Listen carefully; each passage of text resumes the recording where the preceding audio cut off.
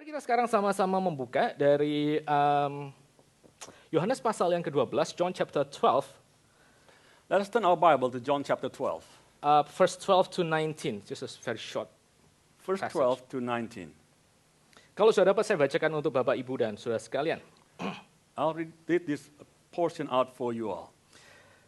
The next day, the large crowd that had come to the feast heard that Jesus was coming to Jerusalem. So they took branches of palm trees and went out to meet him, crying out, Hosanna, blessed is he who comes in the name of the Lord, even the King of Israel.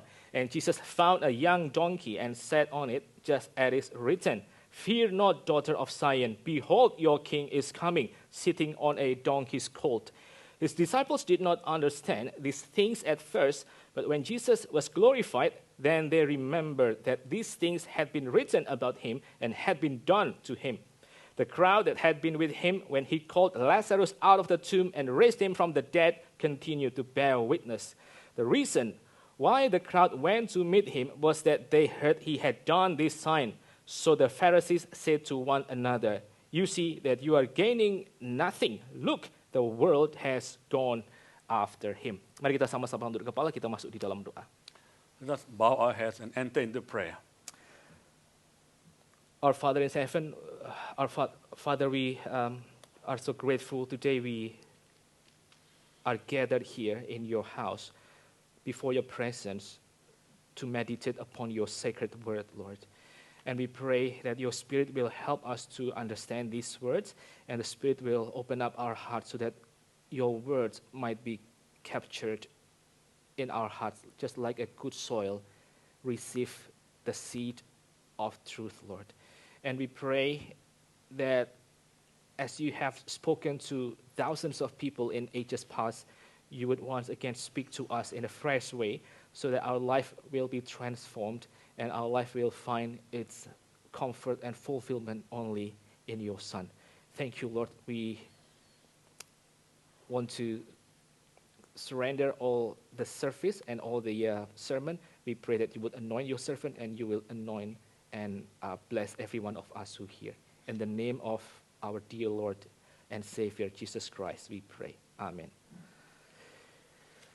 Saudara, ada satu orang scholar ya bernama Darren McMahon Brothers and sisters, there's one scholar by the name of Darren McMahon yang dia meneliti mengenai the history of happiness. Unik ya. where he investigated about the this reason for happiness. No, history of happiness. History of happiness. Jadi dia mengatakan bahwa kalau saudara melihat konsep kebahagiaan di dalam seluruh sejarah, maka boleh dikatakan kebahagiaan itu bisa dibagi di dalam dua kategori. Gitu. Sumber kebahagiaan itu bisa dibagi di dalam dua hal. So he's saying that if you look at the history of happiness, the sources of happiness could be divided into these two groups. Grup yang pertama atau kategori yang pertama yang namanya happiness itu dimengerti selama ribuan tahun itu sebagai satu virtue dari orang itu melatih dirinya untuk punya karakter tertentu. So in one category, this is saying that the source of happiness comes from then people training themselves in order to achieve a certain character, type of character. Jadi kalau saudara misalnya akrab misalnya ya dengan konsep dari orang-orang Yunani tentang yang namanya kebajikan, tentang namanya karakter-karakter yang agung. So if you're familiar with the concept of the Greek people, that about what is this noble characters. Jadi kayak temperance, courage, lalu wisdom dan seterusnya. Such as temperance, courage, wisdom, and righteousness, and so on. Itu adalah kira-kira apa yang dimengerti oleh orang di dalam zaman yang ancient tentang apa itu happiness. Jadi happiness itu kita mesti mengolah karakter kita untuk menjadi karakter yang demikian baik. So these are what the ancient people understand as the sources of happiness. So we must train ourselves to have such characters qualities. Sama seperti kayak orang di Asia gitu misalnya. Kalau orang-orang yang dipengaruhi oleh Confucianism, mereka mengetahui bahwa yang namanya bahagia, yang namanya joy, yang namanya happiness itu ada karena kita bisa mengelola nafsu kita yang ada di dalam sehingga kita menjadi orang yang great, gitu ya, great man kata Confucius. Such as in the Asian culture, according to Confucius, that people can be a great man then when they can train themselves to have self-control within themselves. Jadi itu poin yang pertama. Jadi bahagia itu karena apa? Bahagia itu karena kita bisa punya self-control, karena kita bisa punya karakter yang agung di dalam diri kita. So what is happiness? The happiness is when we have the ability to have the self-control, then we can have this noble character within ourselves. Tapi ada model kebahagiaan yang kedua yang itu mulai kira-kira katanya sekitar abad ke-18. But there's this different category, the second category, which started in around about 18th century. Nah, orang-orang yang di dalam model yang kedua itu mereka mulai memikirkan model kebahagiaan yang lain. This group of people started to think about another model of happiness. Yaitu dengan cara mereka mengatakan bahwa yang namanya happiness itu bukan merupakan hasil satu pembentukan karakter, tapi yang namanya happiness itu merupakan hasil yang kita dapatkan karena kita mengumpulkan, kita punya begitu banyak barang.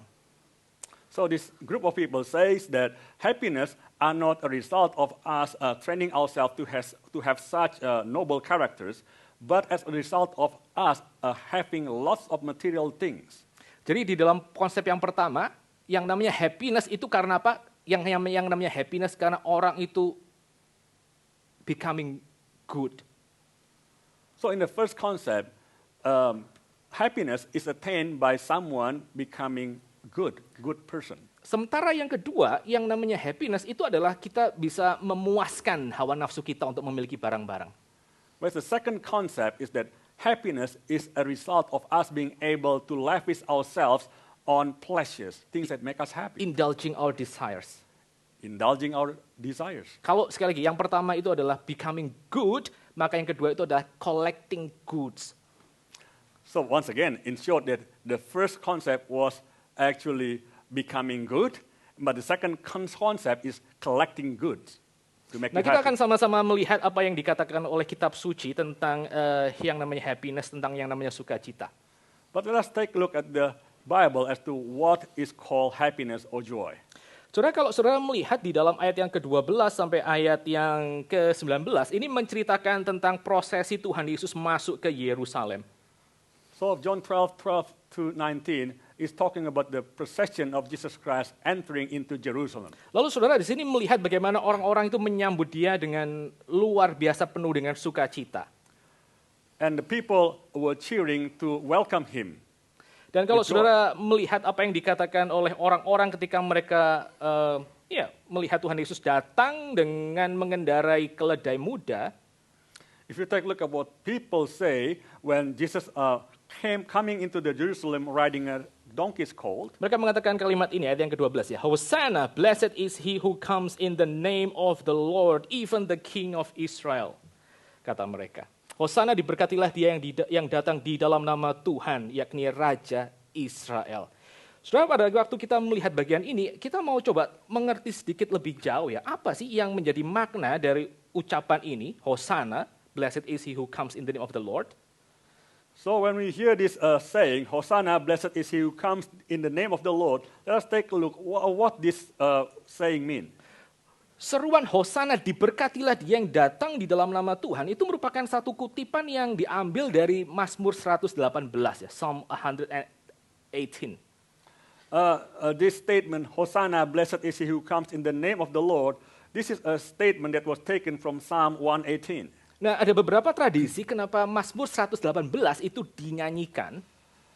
There's a few traditions which tell the story of why this Psalm 118 is sung. Beberapa tradisi itu mengatakan bahwa Mazmur 118 itu biasa dinyanyikan setiap pagi di dalam bait Allah pada waktu hari raya tertentu, hari raya Tabernakel. So there is an opinion that this Psalm 118 was sung every time every time there is a celebration in the temple. Akan tetapi beberapa tradisi yang lain itu mengatakan bahwa yang namanya Mazmur ini juga kemudian dinyanyikan dengan satu pengharapan bahwa akan ada satu Mesias yang betul-betul akan mengembalikan seluruh umat Tuhan itu mencapai puncak kejayaannya. There's another belief that also says that this Psalm 118 was sung in the anticipation of the Messiah who is coming, which will give the peak of the success or the greatness of Israel. Jadi kalimat itu ya, diberkatilah dia yang di dalam nama Tuhan. Itu orang-orang Yahudi pada waktu mereka menyanyikan bagian itu, mereka langsung pikir ini akan ada satu orang yang diurapi oleh Tuhan dan dia akan mengalahkan musuh Israel dan dia akan mendirikan kerajaan Tuhan di muka bumi. So when the people were shouting these words, blessed is he who comes in the name of the Lord, that the Israelites were singing in anticipation that there would be someone who comes and then would defeat all the Israel enemies and bring Israel to the peak of to the glory that it's supposed to have. Dan ini berarti apa? Berarti orang-orang Israel, orang-orang umat Tuhan itu mereka mengerti bahwa yang namanya freedom, bahwa yang namanya kebebasan, yang namanya hidup yang limpah itu mereka tidak dapat ya usahakan dari di dalam diri mereka sendiri. So the Israelites knew that what is called the freedom and the happiness was not something that they could produce out of themselves. Mereka bukan hanya teriak diberkatilah dia yang datang di dalam nama Tuhan, tapi mereka juga berteriak Hosana. So they didn't only say blessed is he who comes in the names of the Lord, but they also shouted Hosanna. Hosana itu artinya apa? What does Hosanna mean? Hosana itu artinya please save us. Hosana. Itu mereka mengaku mereka tidak bisa memberikan apa yang mereka inginkan dari kekuatan diri mereka sendiri. Hosanna means please save us, which means that they cannot have salvation out of their own strength. Jadi mereka dan pada waktu mereka menyambut Tuhan Yesus menyanyikan ini, Hosana, diberkatilah dia yang datang di dalam nama Yahweh. Di dalam nama Tuhan. Itu merupakan satu pujian yang luar biasa menggambarkan pengharapan mereka ketika melihat Tuhan Yesus itu datang. So when they welcomed Jesus and they shouted these songs, Hosanna, blessed is he who comes in the name of the Lord. So this is such a great honor to welcome Jesus, whom they expected to be able to bring about this greatness. Mereka bukan hanya menyanyikan Hosanna, blessed is he who comes in the name of the Lord. Tapi mereka juga, Alkitab mengatakan ayat yang ke-13, mereka juga mengambil daun pohon, apa itu, palm, what is palm? Palem. Apa sih? Palem. Daun pohon palem, lalu kemudian mereka menyambut Tuhan Yesus dengan daun-daun palem tersebut. Not only did they sing this Hosanna, blessed is he who comes in the name of the Lord, but they also then use branch leaves, palm leaves, to welcome Jesus. Nah, kalau saudara berpikir ya, kenapa ya mereka ambil daun pohon palem untuk menyambut Tuhan Yesus? If you think about why did they use these palm branches to welcome Jesus? Kalau saudara kemudian mau cari di dalam perjanjian lama, maka saudara tidak akan bisa menemukan reference kenapa orang Islam pakai palm leaves ya untuk celebration seperti ini. If you look at the Old Testament, you have no references as to why the Israelites were using these palm branches for their celebration. Nah, itu tradisi menggunakan palm branches itu kembali sebetulnya kira-kira sekitar 200 tahun sebelum Tuhan Yesus datang. The tradition of using these palm branches started about 200 years before Jesus came. Jadi hari itu seluruh Israel dikuasai oleh Syrian Empire. So the Israelites were conquered by the Syrian Empire at the time. Lalu ada satu raja Syria yang sangat jahat ya bernama Antiochus Epiphanes. There was a very evil Syrian king by the name of Antiochus Epiphanes. Yang dia dengan sengaja dia desecrate itu yang namanya bait Allah dengan cara dia potong babi di dalam bait Allah untuk persembahan. He purposely desecrated the temple of God by slaughtering pigs in the temple. Dan dia bahkan juga menaruh patung dewa Zeus di dalam Holy of Holies. He even placed the statue of their idols, which is Zeus, in the Holy of Holies. Lalu akhirnya di dalam sejarah yang luar biasa kelamnya itu, maka ada satu keluarga besar imam yang memberontak kepada pemerintahan Persia dan mereka menang. And in the darkest time of the people of God, there was this priest who then rebelled, and their family rebelled against this empire, Syrian Empire, and they won. Ya, kalau saudara akrab dengan nama ya Judas Makabeus, Simon Makabeus. By the way, kitab Makabeus itu ada di dalam Deuterokanonikanya orang Katolik. Kalau saudara mau baca, not necessarily otoritas itu bukan kitab yang otoritatif firman Tuhan. If you are familiar with this book, Judas Maccabeus, Simon Maccabeus, this book is in the Catholic belief. I'm not suggesting for you to read it, but if you would like to, you're most welcome to. Well, you can read it, but you have to know that it's not like the authoritative word of God. It's like added books to their collections. Tapi di dalam kitab Makabeus, maka saudara akan menemukan bahwa orang-orang itu merayakan kemenangan keluarga Makabeus dan pembersihan bait Allah itu dengan mereka pakai palm leaves itu. Itu pertama kali palm leaves dipakai untuk merayakan ini ya, kayak semacam figur Mesias. So people were celebrating the victory of this Maccabeus family and the cleansing of the temple by these palm branches. This was the first time that they were using palm branches. Jadi ini betul-betul merupakan satu bagian yang luar biasa meriahnya dan saudara bisa bayangkan pengharapan mereka berapa besar ketika mereka melihat Tuhan Yesus datang ke kota suci mereka itu. So this was such a great celebration. So you could imagine how happy were they when they saw that Jesus was coming into the city. Lalu kalau saudara perhatikan lagi ya, kemeriahan ini, kalau saudara perhatikan ayat yang ke-12, the next day the large crowd that had come to the feast heard that Jesus was coming to Jerusalem. Jadi ini terjadi the next day setelah Tuhan Yesus makan dengan Lazarus, Maria, dan Marta minggu lalu. So this event of Jesus coming into Jerusalem happened just one day after Jesus went into Martha and Mary's place and had dinner at their place. Dan kalau kita melihat bersama-sama minggu lalu, kapan mereka mengadakan makan malam bersama itu jatuh pada waktu Sabtu petang, Saturday afternoon, Saturday evening.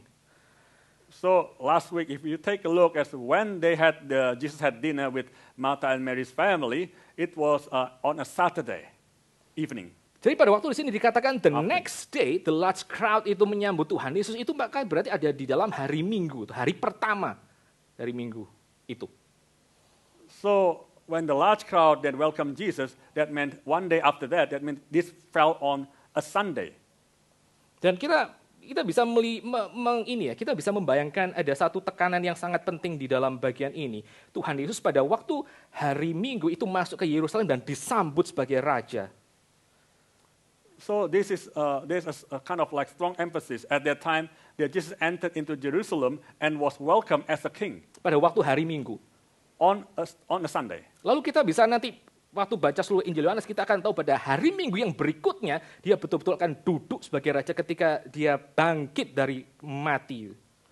And we know that the following Sunday that he would actually sit on the throne as the king when he rose from the dead. Jadi kita bisa melihat kayak ada semacam bayang-bayang ini adalah permulaan dari apa? Ini adalah permulaan dari the new creation. Inilah hari pertama minggu itu dan Tuhan Yesus dirayakan sebagai raja. So this was like a shadow of the new creation. This was like the first day of the week where Jesus was celebrated as the king. Hal yang berikutnya, saudara, kita bukan hanya melihat apa yang terjadi ketika Tuhan Yesus masuk ke dalam kota Yerusalem dan dia dirayakan, tapi kalau kita melihat bersama-sama, Tuhan Yesus juga dia mengendarai seekor young donkey, seekor keledai muda. So what we could see here, not only did Jesus enter into Jerusalem, but also Jesus was riding on a donkey's colt. Nah, saudara, ini merupakan satu hal yang sangat menarik ya, karena di dalam budaya Greco-Roman, seorang raja yang dia masuk ke dalam satu kota lalu dirayakan kayak semacam kemenangannya, itu biasanya akan mengendarai apa? Mengendarai yang namanya kuda. So this is actually interesting. Actually, at the time, the custom was that when the king, a winning king, that enter into a city, then he would enter into the city with a war horse. Yang namanya keledai itu bukan binatang untuk perang gitu kan? Because a donkey is not an animal of war. Yang namanya keledai itu adalah untuk membawa beban, untuk kemudian diperlakukan seperti hamba itu keledai. A donkey is to carry loads, which is they're treated as a slave. Tapi di dalam budaya Greco-Roman, kalau orang mau menampakkan victorinya dan juga mendemonstrasikan how pompous dia, itu akan pakai kuda perang. But in the Greco-Roman culture, if someone wants to demonstrate how great he is, how pomp he is, he would use a horse. Saya barusan ini bacakan satu, di rumah saya bacakan kisah dari kitab Esther untuk anak-anak. I wrote the story from the book of Esther to my children. Lalu ada satu bagian sangat menarik di dalam kitab Esther. There was a very interesting portion in the book of Esther. Ketika Haman, orang yang akan membinasakan orang-orang Yahudi itu, dia akhirnya, singkat kata, dia harus akhirnya merayakan akan Mordekai yang hari itu diangkat sebagai orang kepercayaan dari Raja Ahasveros. So Haman, who was intending to kill all the Jews, had to celebrate this Mordecai at the time. Dan cara Haman merayakan harus mengeksalt Mordekai adalah dengan cara mendudukan Mordekai di kuda milik raja, lalu Haman sendiri yang mesti pimpin keledai itu keliling ke kota Susa. And the thing was that Haman had to sit Mordecai on a horse, and then Haman then would lead this horse that Mordecai was riding on with a donkey going. No, not with donkey, but with a horse, the horse of the king. With the horse of the king. Jadi saudara bisa melihat bahwa di dalam ini ya, ancient culture yang namanya merayakan sekali lagi kemenangan itu harus pakai kuda. So you could see that in the ancient culture, to celebrate a victory, you must use a horse. Sehingga ini merupakan satu bagian yang very striking ketika Tuhan Yesus dirayakan sebagai raja, dia menampilkan satu hal yang berbeda dengan seluruh culture, baik culture yang sebelumnya atau culture di dalam Greco-Roman sendiri. So it was interesting that actually when Jesus was celebrated, he was actually celebrating it in a way that was against the culture of the Jews and as well as the cultures of Greco-Roman at the time. Tapi Alkitab itu mengatakan bahwa alasan kenapa Tuhan Yesus yang sudah dirayakan sebagai raja itu pakai keledai, itu dikatakan karena itu adalah untuk menggenapi satu nubuat di dalam kitab Sakaria, kita baca di dalam ayat yang ke-15. But the Bible says the reason why Jesus was riding on a donkey colt was to fulfill the prophecy that was written in Zechariah chapter 15. No, in the verse 15. Saya bacakan verse 15. Fear not, daughter of Zion, behold, your king is coming, sitting on a donkey's colt. Jadi alasan kenapa Tuhan Yesus dia mengendarai seekor keledai adalah untuk menggenapi nubuat yang ada di dalam kitab Perjanjian Lama, yaitu Sakaria. So the reason why Jesus was riding a donkey's colt was to fulfill the prophecy that was written in this book of Zechariah. Kita akan coba lihat sekarang ya, apa sih yang dikatakan kitab Sakaria? Let's take a look at what the book of Zechariah says. Sakaria itu merupakan satu kitab yang ditulis ketika orang-orang Yahudi mereka ada di dalam pemerintahan Media Persia setelah Babylon. Zechariah, book of Zechariah was written when the Jews was in the time of this after the Babylon. It's the Mede-Persian. The Mede-Persian empire after the Babylon. Nah, kita akan coba lihat apa yang dikatakan oleh kitab Sakaria, just beberapa ayat-ayat yang di sana. Kita coba lihat Sakaria pasal yang kedua ayat yang ke-10. Let's take a look at a few verses from Zechariah 2 verse 10. Saya bacakan untuk saudara sekalian. Sing and rejoice, O daughter of Zion, for behold, I come and I will dwell in your midst, declares the Lord. Jadi kitab Sakaria itu memuat janji Tuhan bahwa meskipun orang-orang Yahudi mereka ada di dalam pemerintahan kerajaan kafir, tapi Tuhan satu kali akan datang dan berdiam di tengah-tengah mereka. So the book of Zechariah then contains the promise, although that the Israelites are living in the midst of the rule of the pagans, but one day it is promised that God would come in their midst. Lalu kita akan lihat apa yang dikatakan Sakaria pasal yang ke-9 yang dikutip oleh Yohanes 12 ayat yang ke-15. Kita lihat bersama-sama Sakaria pasal yang ke-9 ayat 9 sampai 11. Setelah Tuhan mengatakan, aku akan datang dan berdiam di tengah-tengahmu, maka bagaimana caranya Tuhan datang dan berdiam? Tuhan mengirimkan yang namanya Mesiasnya, your king, untuk ada di tengah-tengah mereka. Rejoice greatly, O daughter of Zion. Shout aloud, O daughter of Jerusalem. Behold, your king is coming to you. Righteous and having salvation is he. Humble and mounted on a donkey, on a colt, the foal of a donkey. Lalu ini yang dikatakan oleh Tuhan. I will cut off the chariots from Ephraim and the war horse from Jerusalem, and the battle bow shall be cut off, and he shall speak peace to the nations. His rule shall be from sea to sea, and from the river to the ends of the earth. As for you also, because of the blood of my covenant with you, I will set your prisoners free from the waterless pit.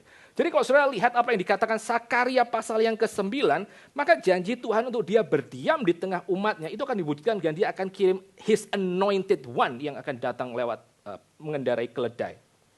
So if you take a look at this God's promise in Zechariah chapter 9, that God would come in their midst, actually this will be fulfilled in sending his anointed to come riding on a donkey's colt. Dan bahkan ayat yang ke-10 mengatakan nanti yang namanya kuda perang itu tidak akan ada lagi di Yerusalem. And it's said in this verse that the war horse will no longer be in Jerusalem. Dan Tuhan ayat yang ke-11 mengatakan nanti akan ada darah perjanjian yang akan kemudian dicurahkan untuk membebaskan para tahanan. And on verse 11 it says there would be a blood of the covenant which will be poured out to deliver the prisoners. Ini merupakan gambaran apa yang dikatakan oleh Yohanes pasal yang ke-12 tentang Tuhan Yesus, Bapak Ibu dan saudara sekalian. This is what is depicted for Jesus, which is written in John chapter 12. Jadi Tuhan Yesus itu adalah raja, digambarkan sebagai raja, tapi dia adalah raja yang berbeda, raja yang datang dengan kerendahan hati, dengan humbleness. So Jesus is depicted as the king, but he is the king who came in humility, in humbleness. Satu sisi dia dirayakan dengan penuh sukacita, dengan penuh dengan penuh pengharapan akan kemerdekaan yang akan diterima oleh umat Tuhan. On one hand, he was celebrated with the joy, with the freedom that would be received by God's people. Dan mereka mengharapkan Tuhan Yesus akan membebaskan bangsa mereka dari tangan Romawi. And they were hoping that the Lord Jesus would deliver them from the hands of the Romans. Tapi sekali lagi gambaran tentang raja yang datang mengendarai keledai itu menunjukkan ada satu aspek yang lain yang paradoksikal dengan pengharapan mesianik mereka. But the fact that Jesus coming on a donkey's colt, there is a different kind of this picture. This is kind of like paradoxical with what they were imagining. Saya akan tarik beberapa implikasi untuk kita mengerti tentang siapakah Kristus dan relevansinya dengan kehidupan kita. I will draw a few conclusions as to how we understand about Jesus and its relevance into our lives. Saudara, yang pertama kita akan sekali lagi bicara tentang siapakah Tuhan Yesus, tentang identitas Tuhan Yesus. Firstly, we'll talk about the identity of Christ, who Christ is. Di dalam tradisi Yahudi, saudara, itu para rabi-rabi Yahudi, mereka punya kayak semacam satu dilema tentang sebetulnya identitas Mesias ini seperti apa. In the Jewish tradition, they had this confusion about the identity of Jesus, of the Messiah, as to who the Messiah is. Karena kalau mereka melihat kitab-kitab perjanjian lama, itu kayak semacam ada dua gambaran yang berbeda tentang Mesias. Because if you take a look at the Old Testament, there's two different pictures about Jesus, about the Messiah. Seperti yang tadi kita lihat barusan di dalam Sakaria pasal yang ke-9. As we just look at the Zechariah chapter 9.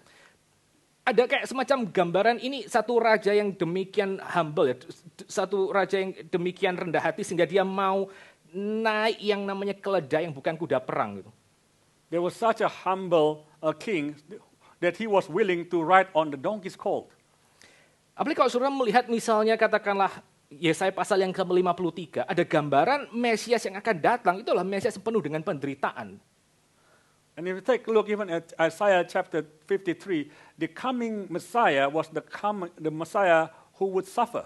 Tetapi di sisi yang lain, orang-orang rabi-rabi Yahudi itu mereka juga menemukan ada gambaran yang berbeda dari Mesias, bahwa Mesias yang akan, But on the other hand, there was another picture that these Jewish rabbis had about the Messiah. Mereka menemukan di dalam teks yang lain bahwa yang namanya Mesias ketika datang itu bukan hanya menaiki keledai, tapi Mesias yang datang itu juga akan naik awan kemuliaan Tuhan. These rabbis found out that this coming Messiah were not just Messiah that would ride on a donkey, but also was the Son of Man who was riding on the clouds. Jadi kalau saudara melihat di dalam Daniel pasal yang ke-7 itu ada satu kayak semacam gambaran Mesias, Raja Israel yang datang. Itu kan datang naik awan kemuliaan Tuhan. So Menggambarkan bahwa ini adalah satu figur yang divine, satu figur yang punya kekuasaan selama-lamanya. Dia everlasting. So if you take a look at Daniel chapter 9, this coming Messiah was the Messiah that would ride on the clouds, the Messiah who would reign forever. Jadi para rabi itu mereka kebingungan. Jadi Mesias yang datang itu akan datang dengan keledai, sebagaimana tradisi perjanjian lama, Daud dan seterusnya. Ataukah dia datang lewat ini ya, kayak divine glory, naik awan yang menggambarkan the presence of God itu. So the rabbis were confused as to how, because it's depicted that the Messiah would come on riding on the donkey's colt, but also it is said the Messiah would come riding on the clouds, which was depicting the glory of God. Jadi waktu kita bicara tentang identitas Tuhan Yesus di sini, di dalam kebingungan para rabi, kita tahu bahwa di dalam Injil Yohanes, di dalam iman Kristen, kita tahu bagaimana menyelesaikan paradoks seperti ini. So in the confusion of these rabbis, we in the New Testament, from the book of John, we know how to resolve this confusion, right? Karena di dalam Injil Yohanes kita melihat bahwa ya pada saat yang sama Tuhan Yesus itu adalah divine. Dia adalah the word of God, eternal word of God, firman Allah yang kekal, yang akhirnya menjadi manusia dan kata Filipi menjadi hamba. Because we know that from the book of John that it is the word of God, the Lord Jesus is the word of God who became flesh and then actually became a slave. Itu implikasi yang pertama tentang identitas Tuhan Yesus. Di dalam peristiwa Tuhan Yesus masuk ke Yerusalem, So this is the first identity of Jesus in the event of Jesus entering into Jerusalem. maka kita sekali lagi melihat bahwa ya dia adalah raja yang rendah hati. So again, we would emphasize that he is a humble king. Tetapi sekali lagi dalam terang seluruh Injil Yohanes, raja yang rendah hati yang datang atas nama Tuhan, dia sendiri itu adalah Tuhan yang datang untuk diam di tengah umatnya seperti janji Sakaria pasal yang kedua tadi. But again, in book of John, here this humble king who came is also this Messiah who would come and reign. Itu yang pertama. Lalu implikasi yang kedua tentang Tuhan Yesus yang kita bisa pelajari di sini adalah, saudara, Tuhan Yesus pada waktu dia datang untuk menyelamatkan umatnya, sebagaimana permohonan mereka, Hosana, oh save us. So when Jesus came and then there was this pleading from the people, Hosanna, please save us. Maka itu akan dia kerjakan bukan dengan cara Greko-Roman yang akan membasmi semua musuh-musuhnya, musuh-musuh sang raja. Jesus would accomplish this not by eliminating, destroying all his enemies, this time, this Roman Empire. Tetapi humbleness dari raja yang datang ini, saudara, humbleness dari raja yang datang ini itu akan betul-betul dia tunjukkan bukan hanya dengan dia naik keledai, tapi dengan cara dia menyerahkan itu nyawanya sendiri. But the humbleness of this king, he then demonstrated not only by riding on a donkey, but also by surrendering his own life. Tuhan Yesus adalah the divine king yang dia humble. The Lord Jesus is the divine king who is humble. Dan sebagai the humble divine king, dia menyelamatkan umatnya dengan cara apa? Dengan cara dia memberikan dirinya untuk mati bagi mereka. As a humble divine king, he gave himself to his people by what? By what way? By dying for them. Dengan cara dia kayak semacam menghidupi yang namanya ini, kayak peran dari sang keledai yang memikul beban di atas dirinya. By taking upon himself like the role of the donkey that is taking the load upon himself. Saya nggak ada ayatnya di sini ya, di dalam screen. Tapi kalau saudara pindah ke pasal yang ke-12 Injil Yohanes, pasal yang ke-12 ayat yang ke-24, di situ Tuhan Yesus mengatakan satu kalimat. In John 12, chapter 24, verse 24, then Jesus said this sentence. Unless a grain of wheat falls into the earth and dies, it remains alone. But if it dies, it bears much fruit. Kalau benih itu tidak jatuh dan mati, maka dia tidak bisa berbuah. Untuk dia bisa berbuah, benih itu harus mati, kata Tuhan Yesus, setelah dia dirayakan sebagai raja. Jesus said that unless a grain of wheat falls to the ground and dies, it remains alone. But if it dies, it bears much fruit. So that he must die. The humble king, dia menyelamatkan umatnya, dia menjawab seruan Hosana dengan cara dia mati buat mereka. The humble king then answer the crying out of his people. He saved his people by dying for them. Saya akan tunjukkan sekali lagi satu bagian dari firman Tuhan, dari Sakaria, yang tadi kita lihat beberapa chapternya. Kita akan sama-sama baca Sakaria pasal yang ke-12 sekarang. Let's take a look at Zechariah chapter 12. Ini yang dikatakan oleh Yahweh kepada Israel tentang apa yang akan terjadi di masa depan. And I will pour out on the house of David and the inhabitants of Jerusalem a spirit of grace and pleas for mercy, so that when they look on me, on whom they have pierced, they shall mourn for him, as one mourns for an only child, and weep bitterly over him as one weeps over a firstborn. Jadi Allah itu mengatakan, Yahweh mengatakan, pada waktu mereka melihat kepadaku, mereka akan melihat kepada dia yang sudah mereka tikam. Dan mereka akan meratapinya sebagai only child dan sebagai firstborn. Nah saudara, ayat ini itu akhirnya akan dikutip di mana? Itu akan dikutip di dalam Yohanes pasal yang ke-19 pada waktu Tuhan Yesus itu mati di atas kayu salib. Mereka melihat dia yang sudah mereka tikam itu ketika Kristus tergantung di atas kayu salib. So this verse was quoted again when in John chapter 19. So they saw this verse again. Now they look on him whom they pierced. It was when Jesus was hung on the cross. Itu the humble king yang digambarkan di dalam Sakaria yang naik keledai, yang the humble king yang akan dikatakan sebagai satu jaminan bahwa Tuhan akan berdiam di tengah-tengah mereka.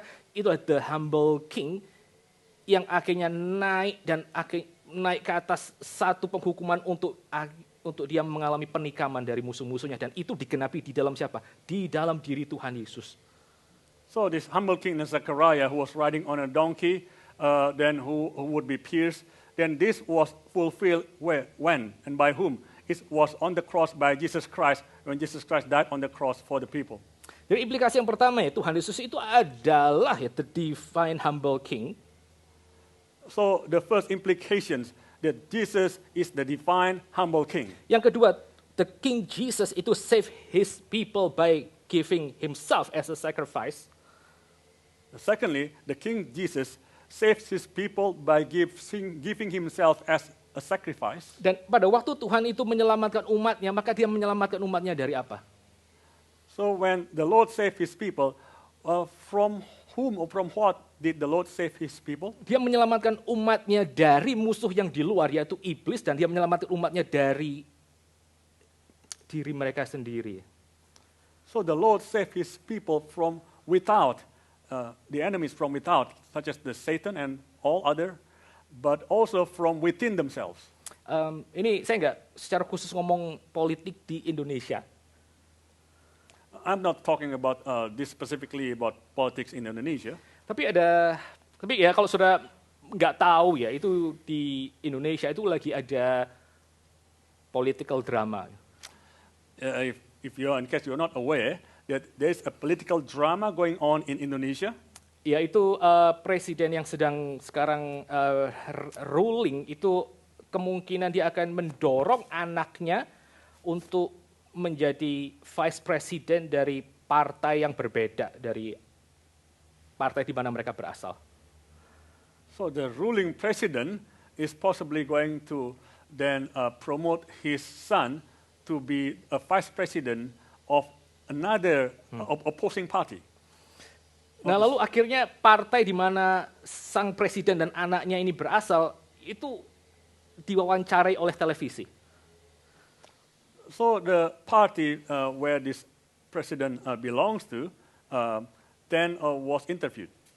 Lalu bagaimana responmu? Apakah kamu akan tetap mendukung presiden ini atau tidak gitu? Yang dia akan, ya kelihatannya akan pindah partai untuk for the sake of anaknya misalnya. So he was interviewed and then asked, what about this? Are you going to move party for the sake of your son? Lalu komentarnya itu menarik, sudah. Komentar orang yang diwawancara itu menarik dari perwakilan si partai where the president berasal ini. So the comment from the party, from the spokesperson of the party from which this president belonged to was very interesting. Mereka mengatakan ini satu hal yang dilematik.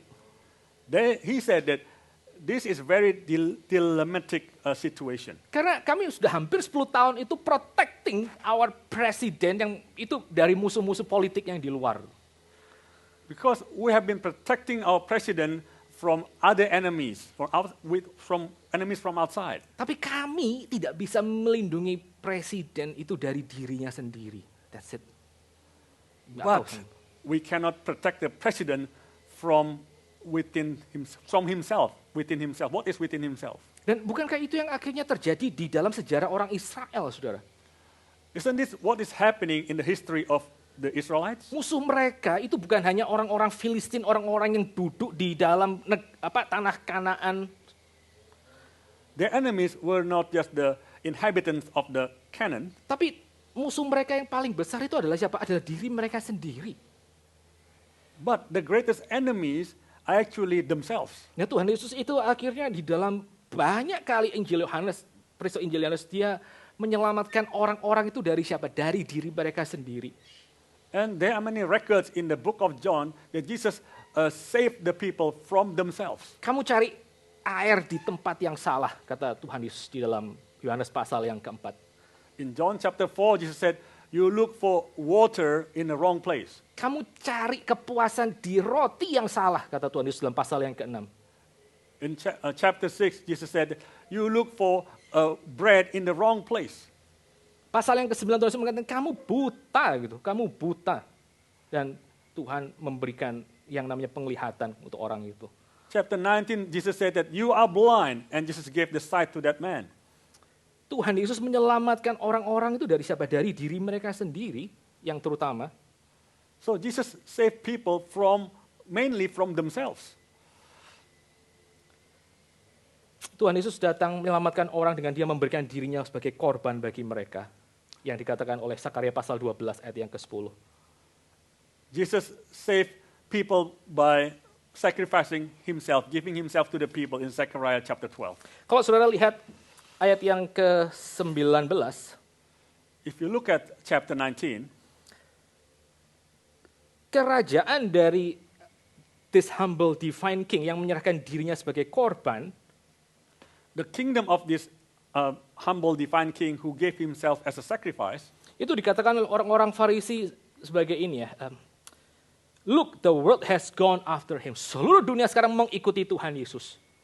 The Pharisee then said that, look, the world has gone after him. Buat orang-orang Farisi mungkin yang datang mengikuti Tuhan Yesus, yaitu orang-orang Yahudi yang merayakan dia di jalanan Yerusalem. For the Pharisees, the people who followed Jesus were that maybe those people who were on the street celebrating Jesus, welcoming Jesus.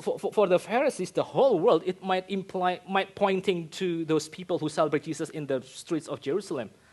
Tetapi kalau saudara melihat apa yang dikatakan di dalam bagian yang berikutnya, ayat yang ke-21, nggak ada di sini, itu saudara akan menemukan bahwa orang-orang Yunani itu akhirnya datang kepada Tuhan Yesus dan mengatakan, we want to see him.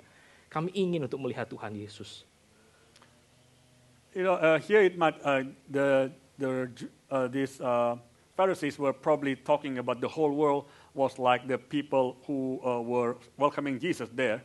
But actually, if you take a look later on verse 21, actually the Greeks were coming to Jesus. They wanted Betul, to see Jesus. seluruh dunia itu datang mengikuti Tuhan Yesus, this divine King yang menyerahkan dirinya. So it was truly that the whole world was coming to Jesus, to this divine King who gave himself up. Ya, kalau tadi kita sudah melihat apa yang dikatakan, kita tarik beberapa implikasi tentang siapakah Tuhan Yesus dan kerajaannya. Sekarang kita akan coba lihat apa implikasinya untuk kita ya, secara lebih personal gitu. We have taken a look at the implication of Jesus and his kingdom. Now let's take a look at his implication on our lives. Sekali lagi, happiness model yang pertama, how to be happy, you have to be good. Once again, the happiness of model number 1, how are you to be happy? You are to be happy by becoming good. Happiness model yang kedua, how to be happy, you have to collect goods. The happiness model number 2, how to be happy? You must collect good.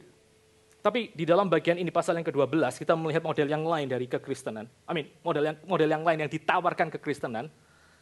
But on this chapter 12, we see there's a different model that Christianity offers.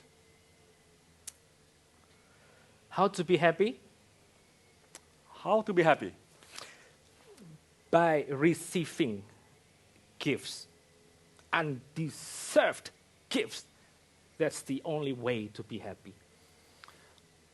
To be happy is by receiving gift, by receiving undeserved gift. That's the only way to be happy. Tuhan Yesus is the king that you need, but the king that you don't deserve, that we don't deserve. Tuhan Yesus adalah raja yang kita sebenarnya sangat perlukan, tapi kita tidak layak untuk menerimanya. The Lord Jesus is the king that you need, but yet the king that you do not deserve to receive. Waktu kita melihat orang-orang bersorak-sorai merayakan Tuhan Yesus, maka itu sebetulnya juga adalah satu gambaran dari jiwa kita sebagai orang Kristen. When we look at the people shouting, celebrating the Lord Jesus, this is actually the depiction of our own souls. Kita baru bisa mengalami sukacita ketika Tuhan Yesus, ketika kita menyambut Tuhan Yesus ya sebagai Raja kita. That's where the happiness begins. We could only be truly happy when we start to embrace the Lord Jesus as our King. Ketika kita mulai mengatakan kepada Tuhan, blessed is he who comes in the name of the Lord, kepada Kristus. When we start to say to the Lord, blessed is he who comes in the name of the Lord, we say this to Christ. Waktu kita menyadari bahwa Tuhan Yesus yang datang menjadi Raja bagi kita, dia sudah menyerahkan dirinya dan kita undeservedly gitu, menerima dia. When we realize that this Lord Jesus, the King who has come for us, that we have received this undeserved gift for us. Itu happiness orang Kristen. This is the happiness of Christian. Bukan pertama-tama menjadi becoming good. It's not firstly to become good. Bukan pertama-tama collecting goods. It's not to firstly collect goods. Tapi simply receiving gifts, undeserved gifts, which is the King Jesus himself on the cross. That's the happiness of Christian people. But by receiving gift, the King Jesus himself on the cross, by receiving this gift, this is the happiness of a Christian. Satu kali anak saya itu pulang, beberapa waktu yang lalu, anak saya pulang dari sekolah. One day, my child came back from school. Lalu dia menceritakan dengan very excited tentang si guru baru ini. Then my child told me the story of this new teacher excitedly. Dia bilang gini ya, jadi tahu nggak ya, si guru baru yang nenek moyangnya ke Gallipoli tadi itu. Daddy, do you know that this new teacher whose forefathers then went to Gallipoli?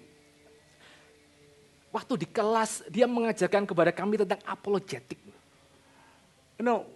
He was teaching apologetic to us in the classroom. Iya, jadi di kelas si guru ini itu mengajarkan mengenai argumen-argumen kenapa kita bisa tahu bahwa Allah itu ada, that God exists. So this teacher was teaching in the classroom the arguments which would prove why that God exists. Lalu sehari yang lain anak saya pulang. Jadi tahu nggak, si guru yang itu tadi mainin classical music waktu kita lagi recess di kelas. And the next day, my child told me, do you know that the teacher then played this classical music during our recital?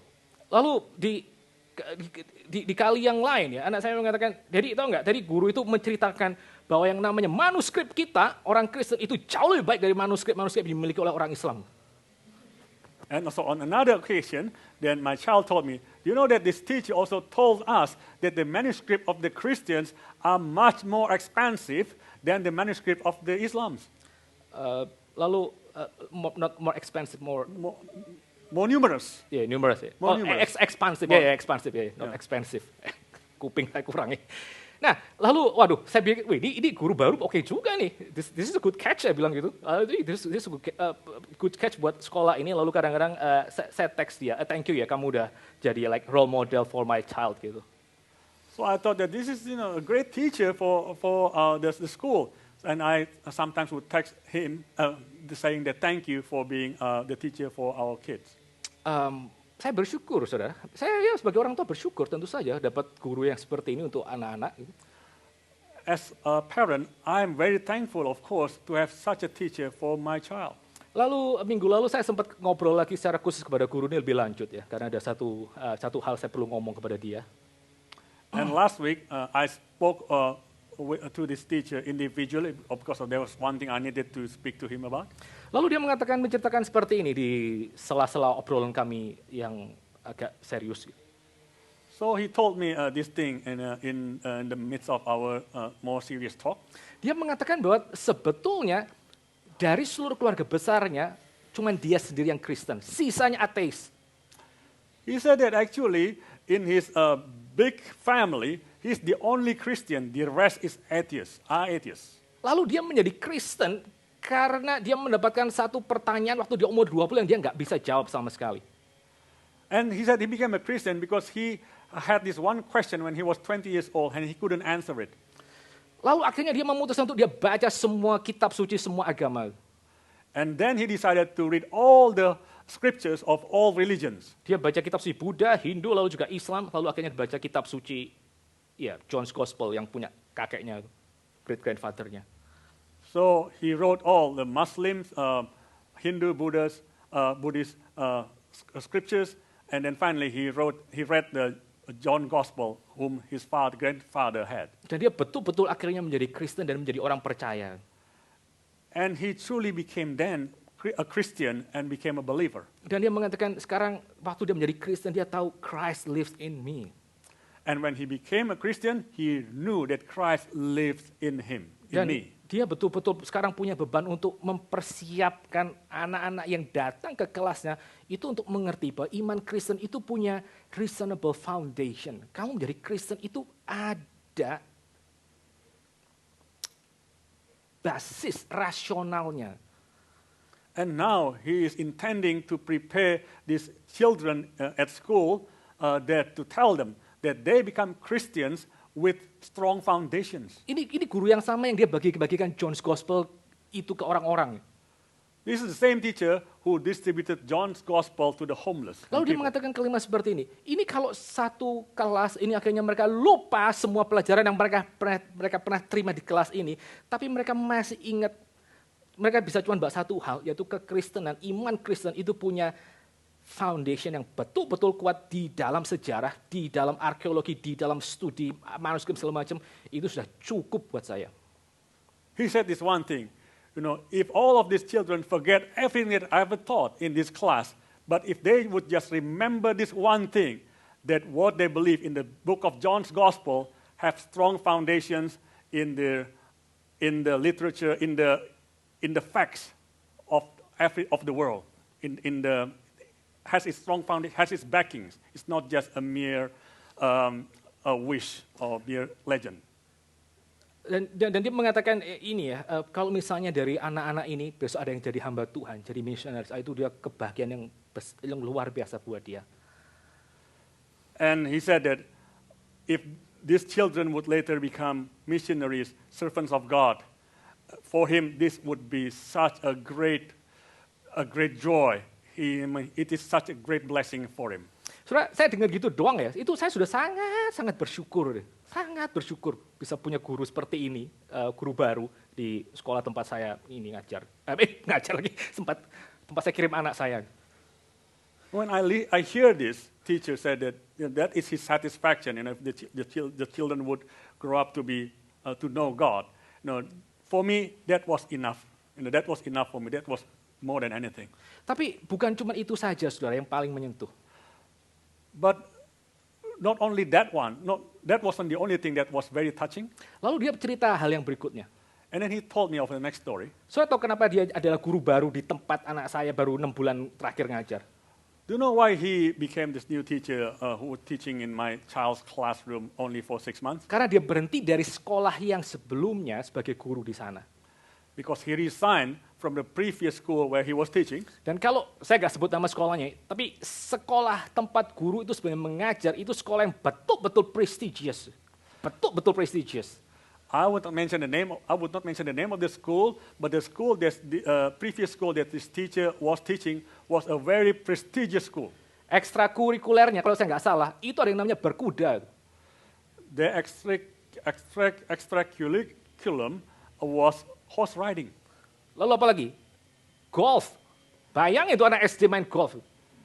And then another one was golf. You could imagine these primary students playing golf. Lalu apa lagi? Balet, saudara. Balet itu beberapa ekstrakurikuler yang saya tahu itu. And then ballet, again, these are just a few of extracurriculums that I know. Itu betul-betul yang masuk ke sana tuh yang betul-betul top tier dari our society lah. So the children that go into that school are actually the top tier children of our society. Lah sementara sekolah anak saya itu sekolah kecil yang dindingnya dari kayu, terus kadang orang bilang ini kayak sekolah di kampung gitu. Well, the school that my children go to are just regular old school, and then whose walls are from the wood, and people would say that this is like the schools in the village. Jadi saya bayangin itu orang si guru ini kalau dia masih stay di sana, saya nggak tahu itu gaji berapa besar, lalu dia punya koneksi berapa kuat dengan orang-orang yang penting yang top tier gitu. So I imagine if this teacher would have stayed in that previous school, how much salary he would have received and how much connection with the top tier people that he would have. Lalu saya tanya sama dia, terus kenapa keluar dari sekolah itu? And then I asked him, why did you resign from that school? Dia mengatakan seperti ini, dia nggak tahan ngajar di sekolah yang itu. He said something like this, he just couldn't bear to continue teaching in that school. Itu ya, sekolah yang mahal, yang top tier, yang anaknya bisa berkuda, main golf, bisa balet dan segala macam. He said that top tier school, where the children could have this horse riding, ballet and everything for extracurriculum. Itu mereka di sekolah, itu mereka bisa ngerayain kayak Diwali gitu. Ya Diwali ya, Indian holiday. But these children could also then celebrate Diwali, this Indian holiday. Sekolah itu misalnya nggak keberatan merayakan acara-acara orang-orang Maori yang belajar tentang this spirit and that spirit misalnya. And the school wouldn't mind to celebrate these Maori beliefs, about worshiping spirits and things. Tapi mereka tuh bisa merayakan semua hari agama kecuali apa? Kecuali Christmas itu tidak bisa dirayakan.